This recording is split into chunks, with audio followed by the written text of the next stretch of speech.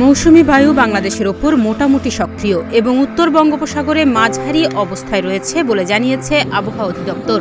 এই অবস্থায় আগামী ৭২ ঘণ্টায় দেশের বিভিন্ন এলাকায় ঝড় বৃষ্টির প্রবণতাও অব্যাহত থাকবে।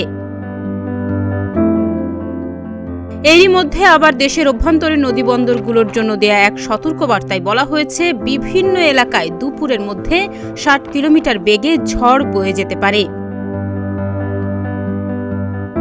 আবহাওয়ার পূর্বাভাসে বলা হয়েছে, ঢাকা সহ দেশের ১৭টি অঞ্চলের ওপর দিয়ে দুপুরের মধ্যে ঝোড়ো হাওয়া সহ বৃষ্টি অথবা বজ্রসহ বৃষ্টি হতে পারে।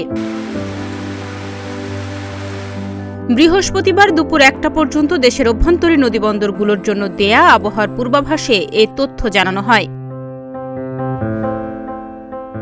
এতে বলা হয়েছে, রাজশাহী, পাবনা, বগুড়া, টাঙ্গাইল, ঢাকা, ময়মনসিংহ, ফরিদপুর, যশোর, কুষ্টিয়া, খুলনা, বরিশাল, পটুয়াখালী, নোয়াখালী, কুমিল্লা, কক্সবাজার, চট্টগ্রাম এবং সিলেট অঞ্চলের ওপর দিয়ে দক্ষিণ পূর্ব দিক দিয়ে ঘণ্টায় ৪৫ থেকে ৬০ কিলোমিটার বেগে অস্থায়ীভাবে দমকা বা ঝোড়ো হাওয়া সহ বৃষ্টি বা বজ্রসহ বৃষ্টি হতে পারে। এসব এলাকার নদীবন্দরকে ১ নম্বর সতর্ক সংকেত দেখাতে বলা হয়েছে।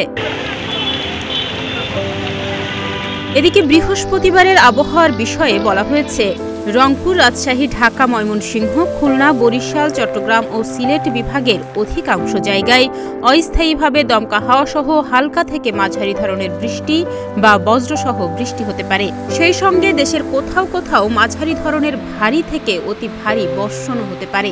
সারা দেশে দিনের তাপমাত্রা ১ থেকে ২ ডিগ্রি সেলসিয়াস হ্রাস পেতে পারে এবং রাতের তাপমাত্রা প্রায় অপরিবর্তিত থাকতে পারে। ডেস্ক রিপোর্ট, প্রতিদিনের বাংলাদেশ।